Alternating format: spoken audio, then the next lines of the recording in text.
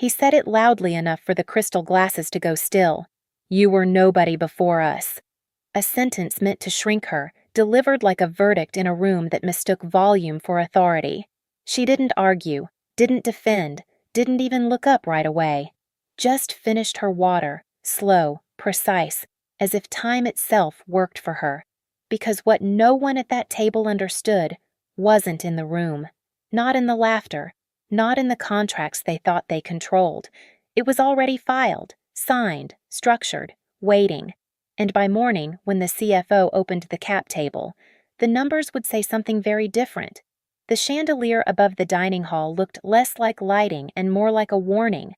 Cold gold reflections stretched across polished marble, across diamond glasses, across the carefully trained smiles of people who had spent their entire lives confusing wealth with permanence. Every laugh in the room arrived half a second too late, like it had first checked whether the patriarch approved of it. And at the center of it all sat Richard Whitmore, 71 years old, silver hair perfectly combed back, a watch worth more than most people's apartments, the kind of man who never raised his voice because entire industries had already learned to lower theirs. His guests watched him the way smaller boats watch a storm. To outsiders, the Whitmore family looked untouchable. Old money, private aviation, real estate funds stretching across 3 continents, quiet political friendships, charitable foundations with their name engraved into museum walls. But beneath expensive lighting and imported wine, the entire empire operated on something far more fragile: control. And tonight, Richard intended to remind everyone exactly who held it. Elena, he said suddenly, turning his glass in slow circles. Tell me something. 20 conversations around the table softened into silence. Elena looked up calmly. She already knew that tone. It was the same tone men like Richard used before pretending humiliation was sophistication. How does it feel, he continued, to sit at a table you would have never reached without this family? A few guests smiled into their wine. Others looked away immediately, not out of discomfort, but self-preservation. Nobody interrupted Richard Whitmore during performance mode, especially not in public. Elena placed her fork down carefully beside her plate. No sharp movement, no visible reaction, only stillness. And somehow, that stillness irritated him more than anger would have. Richard leaned back. You were nobody before us. There it was, simple, clean, surgical. The sentence floated above the dinner table like smoke from something expensive and poisonous. Across from Elena, her husband Daniel shifted uncomfortably but said nothing. That alone told her everything she needed to know. Not one word, not one correction, not even eye contact. Outside the floor-to-ceiling windows, Manhattan shimmered under rain-soaked streets and blurred headlights. 47 floors below, the city moved like flowing circuitry. Endless motion, endless transactions. Inside the penthouse, however, time slowed. Elena reached for her water glass, took one sip, then another. Richard smirked faintly, mistaking silence for surrender. That was his first mistake tonight, because Elena wasn't silent due to humiliation. She was silent because her mind had already moved somewhere else entirely. 3 years earlier, when she married Daniel Whitmore, the headlines described it as a modern fairy tale. Financial blogs obsessed over her background for weeks. The mysterious consultant with no famous last name, no inherited trust, no political dynasty attached to her family tree. Just intelligence, which, in rooms like this, people often underestimated until it became expensive. Elena had entered Whitmore Global quietly, not through ceremonial titles or glossy magazine covers, but through operational restructuring, risk analysis, international acquisitions nobody else wanted to untangle.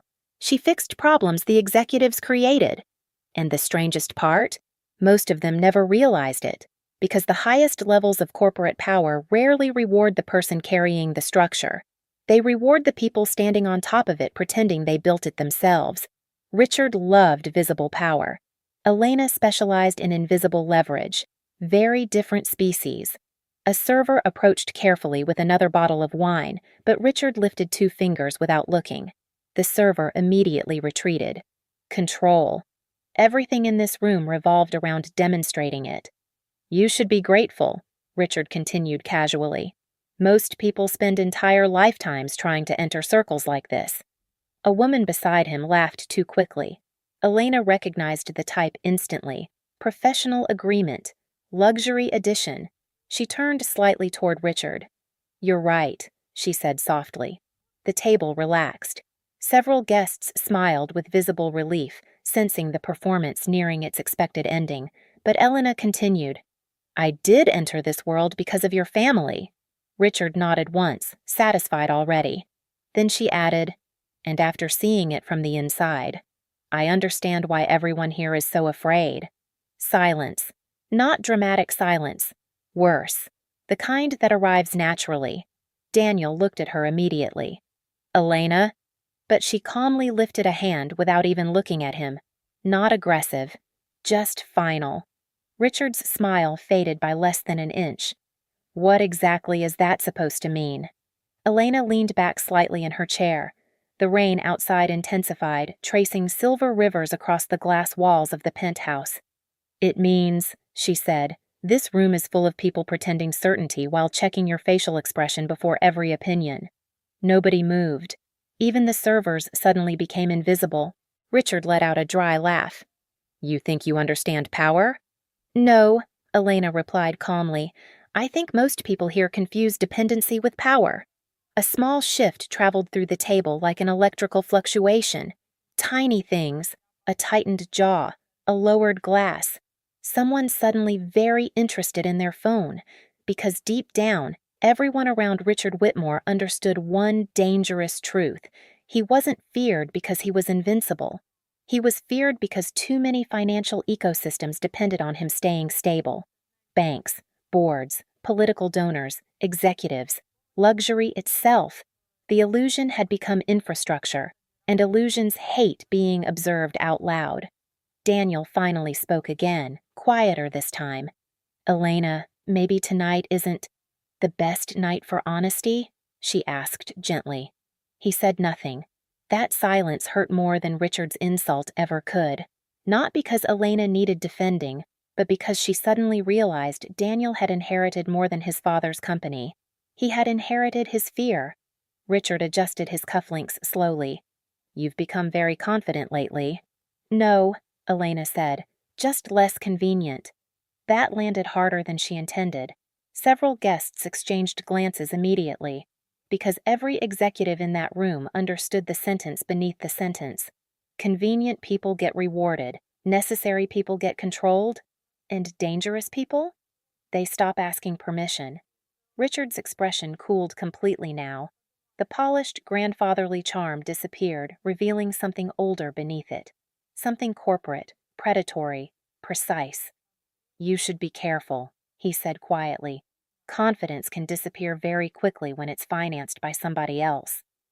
There it was again. Ownership. Not conversation. Not family. Ownership language.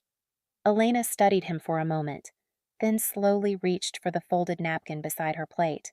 No hurry, no theatrics, just calm, which somehow made everyone nervous. She placed the napkin beside the untouched dessert plate and stood. The movement was so graceful it almost looked rehearsed. Where are you going? Daniel asked. Elena picked up her coat. Home. Richard scoffed lightly. Walking away doesn't make you powerful. She finally looked directly at him and smiled. Not warmly, not cruelly, just knowingly. Neither does mistaking temporary control for permanent ownership. A strange expression crossed Richard's face for half a second. Tiny, almost invisible, but real. For the first time that evening, uncertainty touched the room, because Elena didn't sound emotional. She sounded informed, and there is nothing more unsettling to powerful people than calm confidence without visible explanation. As she walked toward the elevator, nobody stopped her. Not Daniel, not the guests, not even Richard. Behind her, conversations remained frozen in unfinished positions like a photograph seconds before impact. The elevator doors opened with a soft metallic sound. Elena stepped inside. The doors began closing, and just before they sealed shut completely, She saw Richard Whitmore glance, very briefly, toward his CFO seated near the end of the table. A tiny look, fast, instinctive, but enough. Enough to confirm something Elena had suspected for months. He was already worried about something. He just didn't know she knew too. The elevator descended silently through 47 floors of glass, steel, and hidden liabilities, and somewhere far above her, inside a penthouse glowing with old money and nervous laughter, the Whitmore family still believed this night had been about humiliation. They had no idea it was actually about timing, and by morning, numbers would begin speaking louder than any person in that room ever had. At 6:14 a.m., the Whitmore Tower was already awake. Not publicly, of course. The public version of Power wakes around 9, after espresso shots, market summaries, and curated confidence. But real corporate machinery starts much earlier, in silent offices with dim lights and unanswered messages marked urgent. By sunrise, 3 floors inside Whitmore Global were operating under controlled panic, and almost nobody understood why yet. The first sign appeared in accounting. A junior analyst named Trevor was reviewing overnight ownership reconciliation reports when he noticed a discrepancy in the holding structure tied to Whitmore Strategic Ventures, one of the private entities feeding capital into the family conglomerate. At first, he assumed it was a formatting issue. Then he refreshed the system. Twice. The numbers remained. 51.8%. He frowned. That made no sense. According to internal structure maps, the Whitmore family collectively controlled that entity through layered trusts and cross-hold voting agreements. The number should never have dropped below controlling majority thresholds without executive authorization. Trevor checked the timestamp again. 2:07 a.m. Something had been executed overnight, something large. He immediately forwarded the report upward. 7 minutes later, the CFO's assistant canceled 2 morning meetings without explanation. By 6:41 a.m., the executive floor had gone quiet in the specific way hospitals do before delivering bad news, and at 7:03 a.m., Richard Whitmore received the call. He answered from the rear seat of his black Mercedes while Manhattan slid past the tinted windows in gray morning rain. What? Not hello. Never hello. The CFO's voice sounded unusually careful. Sir, there's been a restructuring event tied to Whitmore Strategic. Richard kept reading his tablet. Then fix it. A pause. We can't.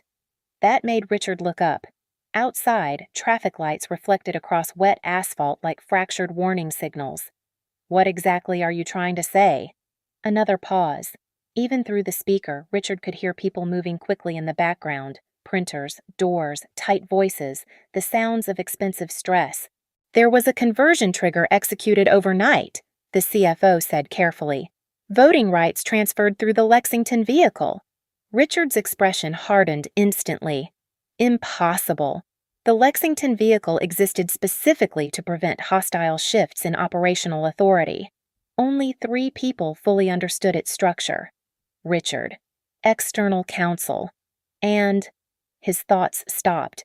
For the first time in years, genuine uncertainty touched him before anger arrived. Elena, he said quietly. The CFO said nothing, which confirmed everything. Richard ended the call immediately. Turn around, he ordered the driver. Sir? Now. The Mercedes made a sharp turn across traffic. Inside Whitmore Tower, executive assistants suddenly stopped making eye contact with each other. News inside corporate ecosystems spreads the way smoke spreads inside ventilation systems, quietly, invisibly, and faster than anyone admits. By 7:40, rumors had already mutated into 3 different versions. Someone said a controlling stake had been sold overnight. Someone else claimed federal auditors were involved. Another executive whispered the word divorce like it was a cybersecurity breach. Nobody knew the truth. But everyone understood one thing. Something fundamental had shifted, and the higher the salary, the more frightened people looked. Meanwhile, Elena sat alone on the balcony of her apartment overlooking the river, barefoot, wrapped in a cream-colored sweater. Calm. A ceramic cup of coffee rested beside an unopened phone vibrating every few minutes against the glass table. Rain moved across the skyline in silver waves. The city looked softer from here, less aggressive. as if distance removed the performance layer from everything below. Her phone vibrated again. Daniel. Third call in 12 minutes. Ignored. Another vibration. Richard. Ignored. Then, finally, Martin Keller, CFO. Elena looked at the screen for a few seconds before answering. Good morning, Martin. The man sounded exhausted already. You knew this would trigger immediately. Yes. You could have warned us. No, Elena replied calmly. I really couldn't. Silence. Martin exhaled slowly. He had worked around billionaires long enough to recognize catastrophic calm when he heard it.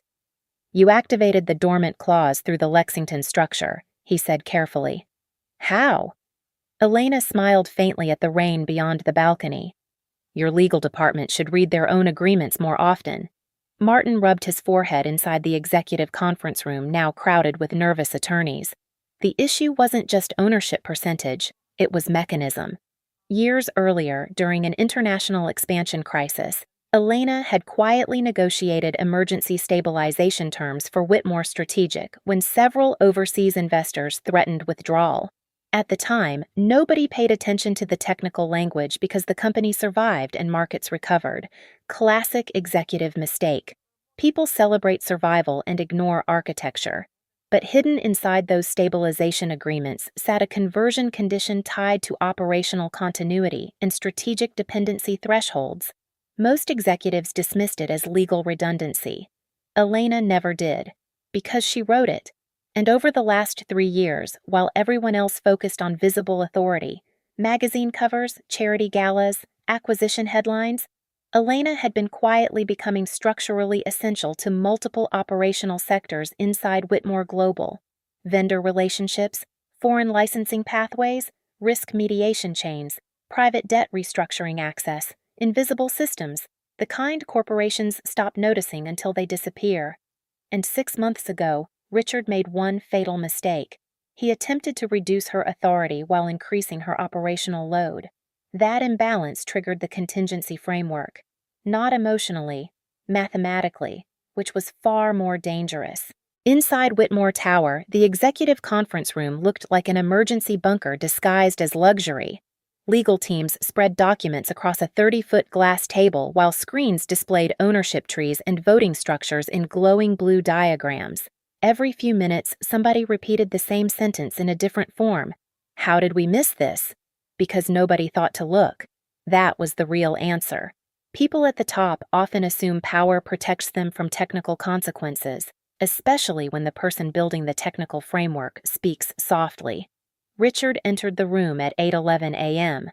Nobody spoke immediately. Even the air shifted. Martin stood carefully.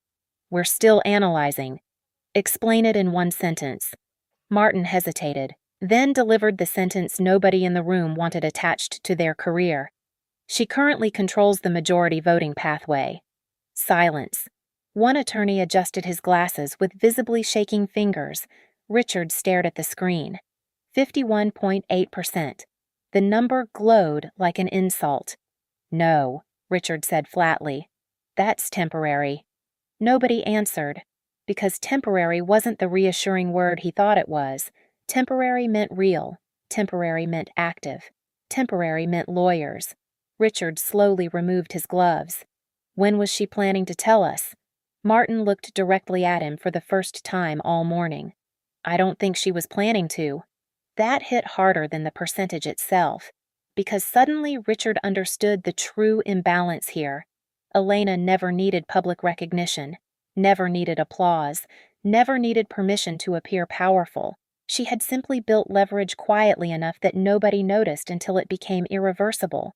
Outside the conference room, assistants pretended to organize paperwork while secretly listening through partially closed doors. Financial fear has a unique atmosphere. It sharpens sound, makes footsteps quieter, makes coffee taste metallic. Inside the room, one of the attorneys cleared his throat carefully. There is another issue. Richard looked at him. The attorney swallowed. The board emergency protocol automatically schedules a control review session once majority pathways shift beyond 51%. Martin closed his eyes briefly. Not because he didn't know, because he knew exactly what came next. Richard's voice lowered dangerously. When? The attorney glanced at the screen. 11 a.m. 3 hours.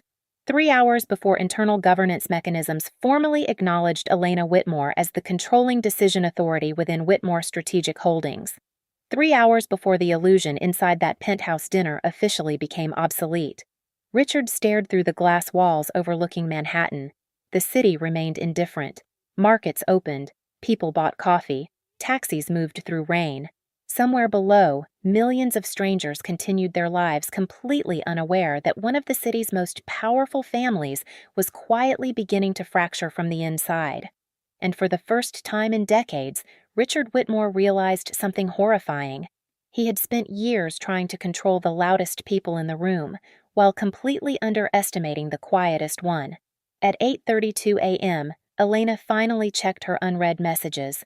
146 notifications, 4 law firms, 3 board members, 2 journalists, 17 executives, and 1 final message from Daniel.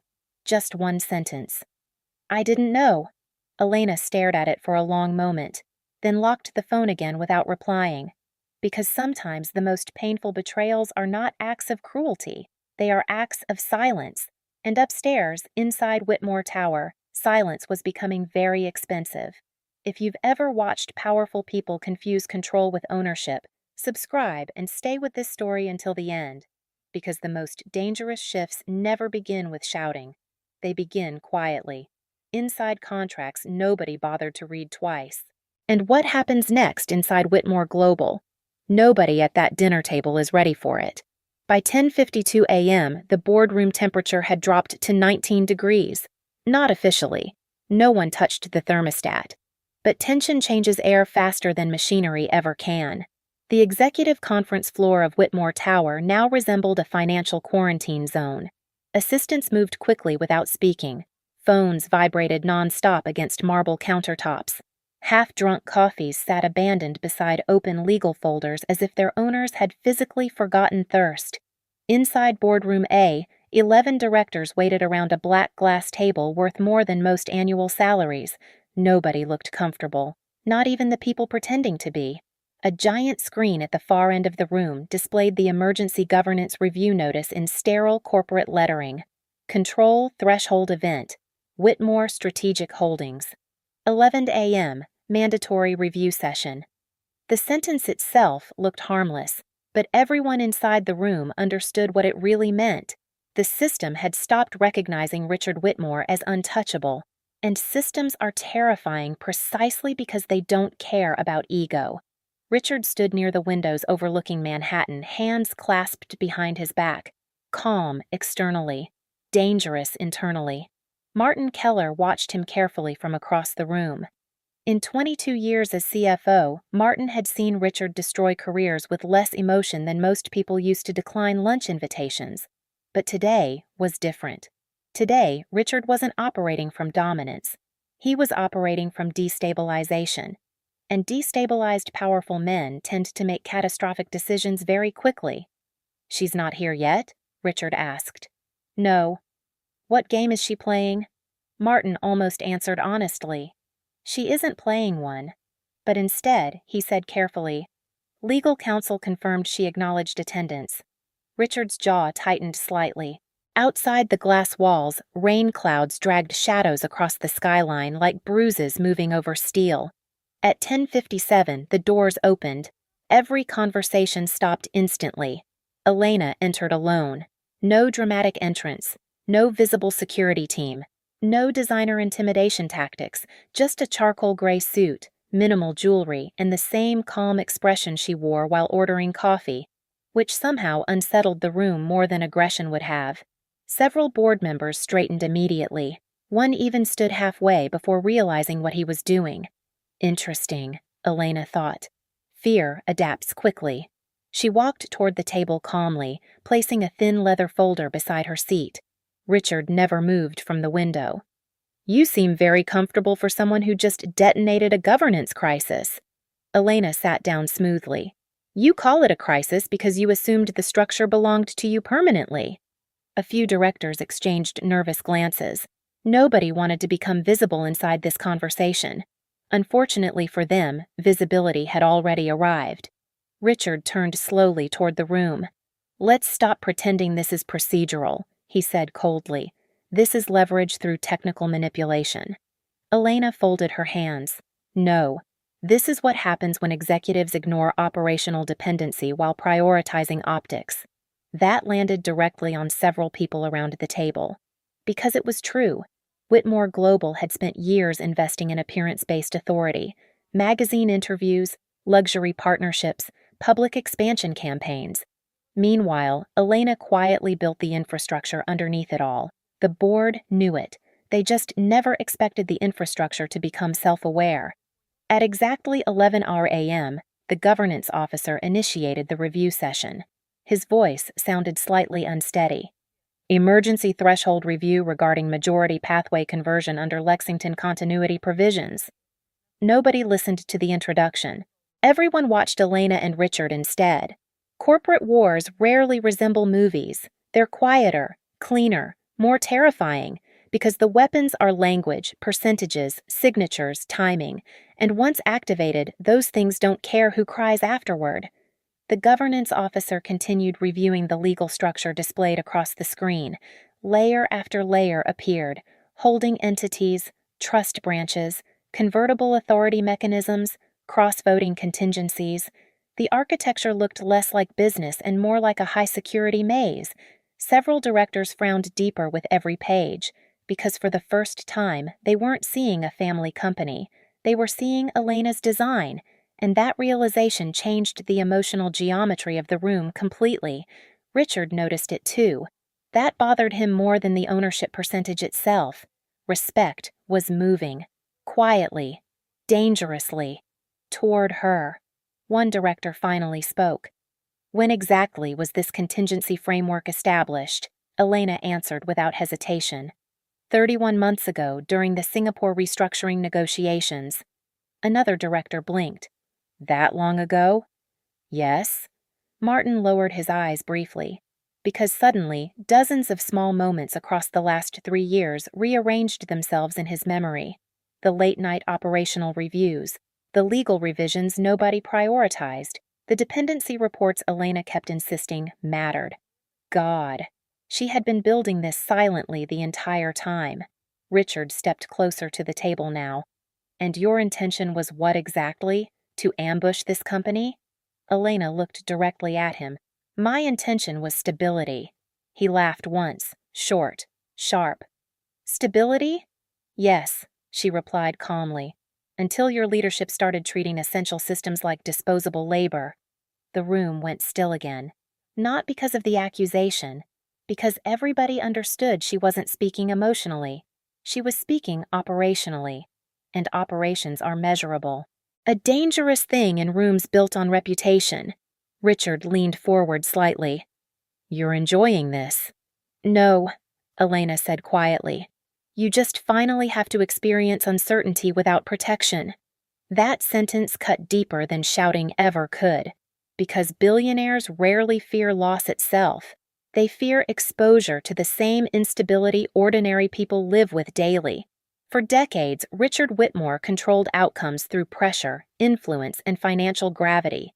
But governance structures, legal triggers, automated voting mechanisms, those things didn't care about charisma. And for the first time in years, Richard had entered a room where money alone couldn't immediately silence the problem. One board member cleared his throat nervously. "There may still be a pathway toward negotiated resolution." Everyone knew what he really meant. "Please stop this before markets hear about it." Elena opened the leather folder beside her. Inside sat several printed documents, neatly tabbed, organized, prepared long before this morning. Richard saw that and understood something instantly. This wasn't reactive. She anticipated every phase already. Elena slid one document across the table toward Martin. "Page 4. Martin opened it slowly, then froze. The color visibly drained from his face. Richard noticed immediately. "What?" Martin looked up carefully. "The international lenders." A pause. "They tied renewal approval to continuity compliance metrics." One director frowned. "Meaning?" Martin swallowed once. If the board attempts forced reversal outside governance procedures, several financing channels automatically enter review status. Silence. Absolute silence. Then someone whispered, "How much exposure?" Martin's answer arrived like broken glass. Approximately 1.4 billion. Nobody moved. Even the rain against the windows suddenly sounded louder. Richard stared directly at Elena now, not with anger anymore, with recognition. Finally. Because at last he understood what she truly was. Not emotional opposition, not rebellion, not revenge. Architecture. And architecture is terrifying because it remains invisible right until the moment weight shifts. One older board member slowly removed his glasses. "My God."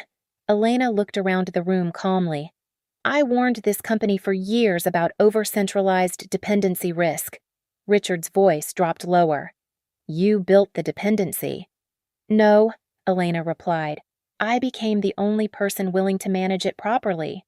That distinction changed everything, because suddenly the board faced a reality none of them wanted. If Elena walked away completely, portions of Whitmore Global could become financially unstable within months, not because she stole control, because the company quietly evolved around her expertise while leadership focused on appearances. And now the structure itself had acknowledged that dependency mathematically. Richard moved closer. "You planned this." Elena met his eyes evenly. "I prepared for the day this family confused humiliation with strategy." The room became so quiet, even small sounds turned violent. A pen clicking shut, fabric shifting against leather chairs, rain tapping the windows 47 floors above Manhattan. Richard stared at her for several seconds, then finally asked the only question that actually mattered. "What do you want?" And for the first time all morning, Elena smiled slightly, not because she won, because now they were finally discussing reality instead of hierarchy. Nobody in the boardroom breathed normally after that question. "What do you want?" Simple words. But inside high-level corporate warfare, that sentence marks the exact moment power changes shape, because the side asking it is no longer controlling the negotiation. They're surviving it. Rain continued sliding across the glass walls behind Elena, turning Manhattan into a blurred watercolor of steel and light. Somewhere below, sirens echoed faintly through traffic. The city kept moving, indifferent as always. But inside Whitmore Tower, entire careers had quietly stopped blinking. Elena studied Richard for a moment before answering. Not dramatically, not triumphantly, just carefully. Because unlike everyone else in this room, she understood something essential. Humiliated people chase emotion. Strategic people protect structure. "I want operational independence," she said calmly. "Immediate governance separation between family authority and executive infrastructure." Several board members exchanged looks instantly. That was not the answer they expected. No demand for yachts, no revenge fantasy, no emotional destruction. Just restructuring, which somehow frightened them more. Richard's expression hardened again. "You destabilized a billion-dollar organization for a management philosophy?" "No," Elena replied softly. "Your organization destabilized itself the moment it started punishing competence while rewarding obedience." That landed brutally, especially because everyone around the table had witnessed versions of it for years. Executives promoted for loyalty instead of ability. Operational teams overloaded quietly until burnout became normalized. Critical staff treated as replaceable while decorative leadership collected magazine covers. Whitmore Global looked powerful externally because Elena and people like her kept absorbing the hidden fractures internally, until eventually the fractures learned how valuable they were. Martin leaned forward carefully. "What exactly are you proposing?" Elena opened another document. A clean organizational chart appeared on the screen seconds later after legal counsel connected her file. The room shifted immediately. This wasn't improvisation. This was blueprint-level preparation. "Division restructuring," Elena said. "Strategic operations become independently governed under continuity compliance standards. Executive authority remains intact for family holdings, public branding, and legacy assets. One director frowned. You're splitting the machine. No, Elena corrected calmly. I'm separating performance systems from political interference. Silence. Again. Because every person at that table immediately understood the implication. She wasn't attacking the company. She was exposing how much of it already depended on invisible labor while visible leadership took credit. Richard looked at the charts with visible disgust. You speak about this company like it's broken. Elena finally turned toward the skyline. It's exhausted. That sentence changed the atmosphere entirely, because exhaustion is harder to deny than corruption. People feel it daily. Late-night emails, emergency calls, executives surviving on adrenaline and prestige while pretending burnout is ambition. Whitmore Global had become addicted to crisis disguised as excellence, and Elena knew exactly why. Fear scales faster than trust. One younger board member, recently appointed, still human enough to look nervous, spoke quietly. If these continuity provisions remain active, can markets detect the governance exposure? Martin answered before Elena could. Yes. Everyone looked at him. The CFO rubbed his forehead slowly. Not immediately, but rating agencies will notice structural review flags if this escalates publicly. A woman near the end of the table whispered one word under her breath. God. Because now the true danger became visible.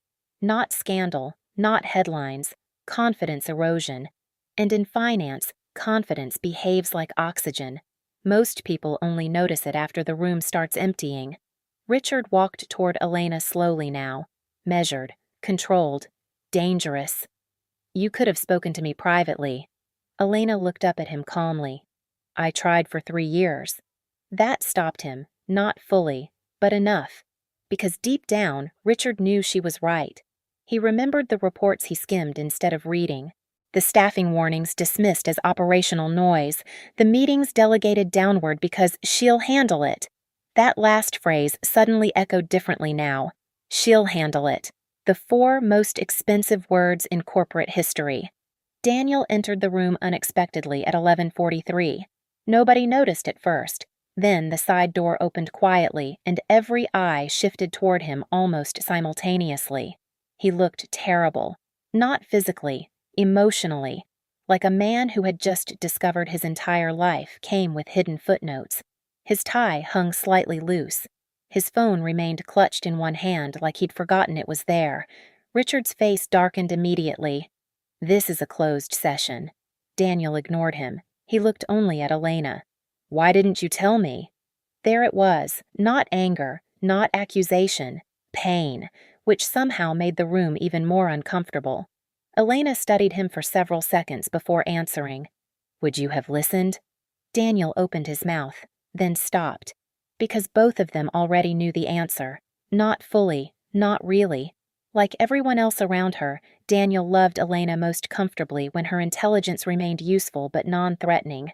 He admired her competence as long as it stayed beneath inherited authority, and now he stood inside the consequences of that blindness. Richard stepped forward sharply. This is not the time for personal drama. Elena's eyes moved toward him immediately. That's the problem with this family, she said quietly. You think emotional consequences disappear just because the room has lawyers in it. Nobody interrupted. Nobody even shifted.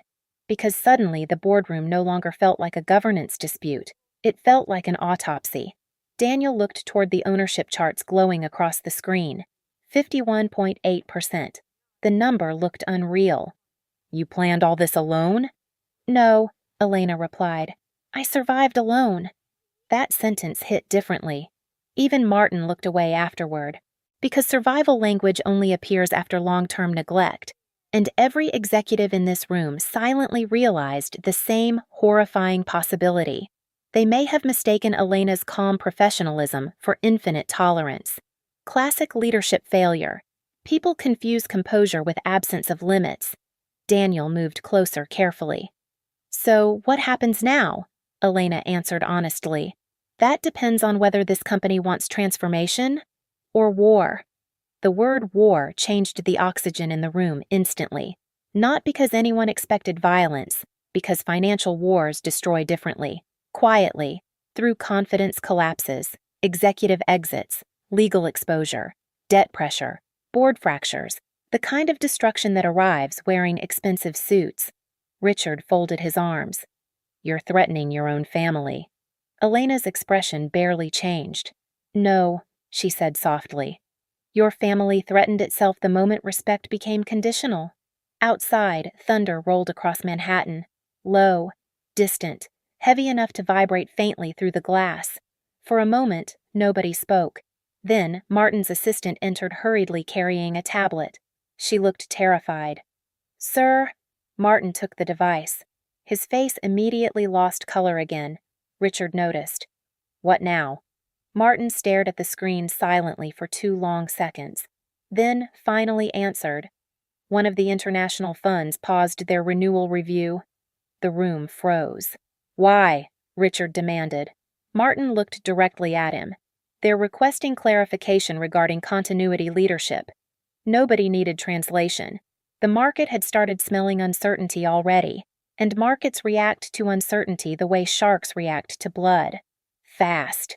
One board member whispered, "This can't leave the building." But everyone knew that was impossible now. Too many assistants, too many legal teams, too many financial systems already reacting automatically.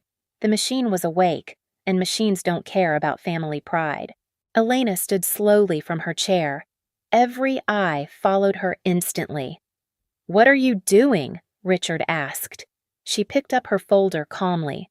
"What I should have done a long time ago." "And that is?" Elena looked around the room one final time, at the frightened executives, at the exhausted CFO, at the husband who loved her too late, at the billionaire patriarch finally discovering that control and ownership are not the same thing. Then she answered quietly, "Allowing this company to experience the true cost of underestimating people." And as she walked toward the exit, nobody tried to stop her, because deep down, every person in that boardroom had already realized the terrifying truth. The most dangerous person in a power structure is usually the one carrying it silently. At 4:26 p.m., Whitmore Global stock dropped 11% in 17 minutes.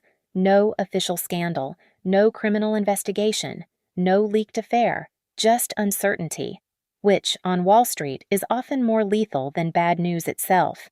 Inside trading terminals across New York, London, and Singapore, analysts suddenly began flagging unusual governance activity connected to Whitmore Strategic Holdings. Legal review markers appeared. Continuity alerts surfaced inside institutional risk systems. Financial media started calling executive assistants who suddenly stopped answering phones. By 5:03 p.m., the phrase leadership instability appeared in 3 separate market briefings. That was enough, because modern markets don't wait for truth anymore. They react to probability, and probability was no longer on Richard Whitmore's side. Inside Whitmore Tower, the atmosphere had evolved from panic into something colder, containment, conference rooms filled with attorneys, PR teams drafting statements nobody approved, directors whispering in corners like politicians after election losses. Every elevator ride felt heavy with invisible calculations. Who survives this? Who gets blamed? Who leaves first? Martin Keller stood alone near the executive windows holding a fresh risk exposure report he no longer wanted to read. Projected lender hesitation, possible rating review, operational vulnerability warnings. The numbers weren't catastrophic yet, but they were beginning to lean. And in finance, leaning structures terrify people more than collapsing ones, because collapse at least feels final. Leaning means time still exists for damage to spread. Behind him, Richard Whitmore remained seated at the far end of the conference table, unusually quiet, not defeated. Worse, thinking. Martin had learned long ago that Richard became most dangerous when he stopped speaking. Finally, Richard broke the silence. "Prepare the statement." Martin turned carefully. "Which version?" Richard's eyes remained fixed on the skyline. "The reconciliation version." Martin hesitated. That alone was risky. "You're conceding governance review authority?" Richard's jaw tightened slightly. "No," he said coldly. "I'm conceding visibility." That was classic Richard. Even now, he still thought perception could contain structural reality. But Martin wasn't certain anymore, because Elena had changed something fundamental inside the building today. She had made invisible labor visible, and once organizations see that clearly, they rarely forget it. A phone vibrated across the table. Richard glanced at the screen. "Board chair, incoming." He answered immediately. "Yes." The old chairman's voice arrived sharp and irritated through the speaker. "What the hell is happening to this company?" Richard leaned back slowly. "A temporary governance dispute." "Don't insult me with polished language," the chairman snapped. "3 funds already called me personally." Martin quietly looked away. That was bad. Very bad. Institutional investors almost never called directly unless confidence erosion had already reached internal escalation thresholds. The chairman continued.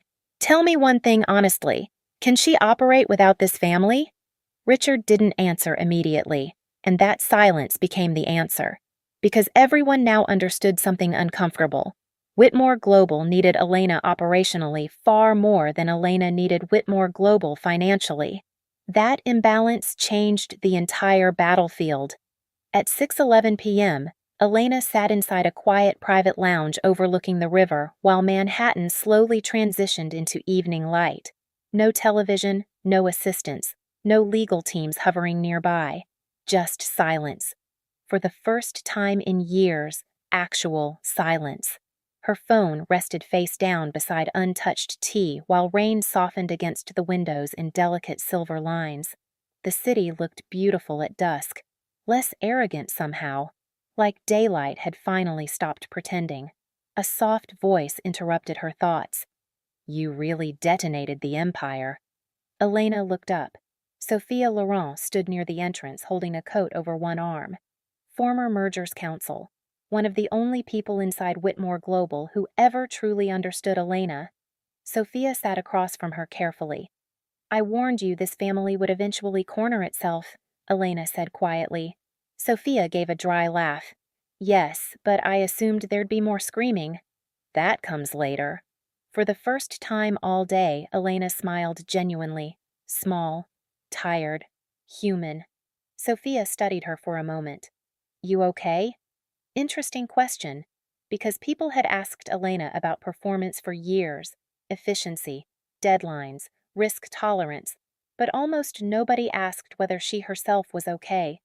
Elena looked toward the river again. "I think," she said slowly, "I forgot how exhausting survival becomes when it turns into identity." Sophia said nothing.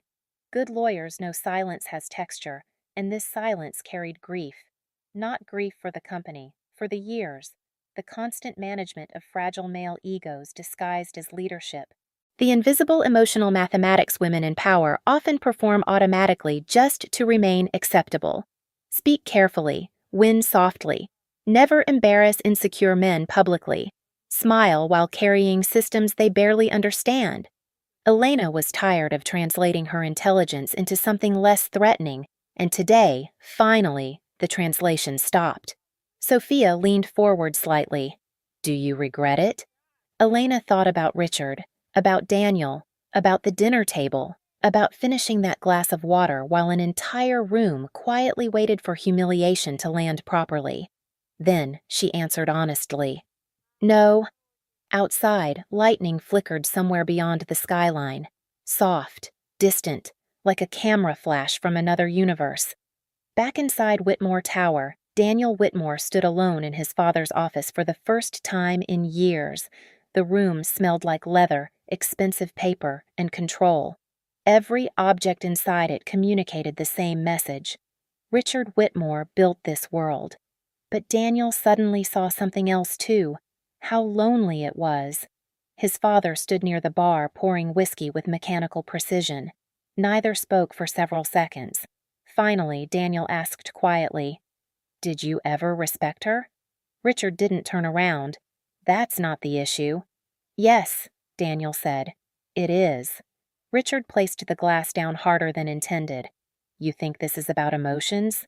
"No." Daniel replied carefully. I think that's why we missed what she was becoming.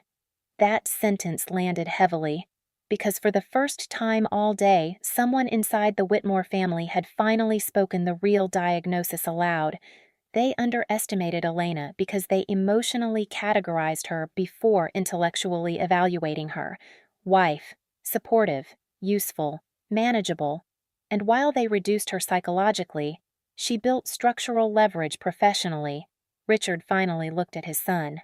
You're choosing her side? Daniel gave a tired smile. I don't think there are sides anymore. There it was.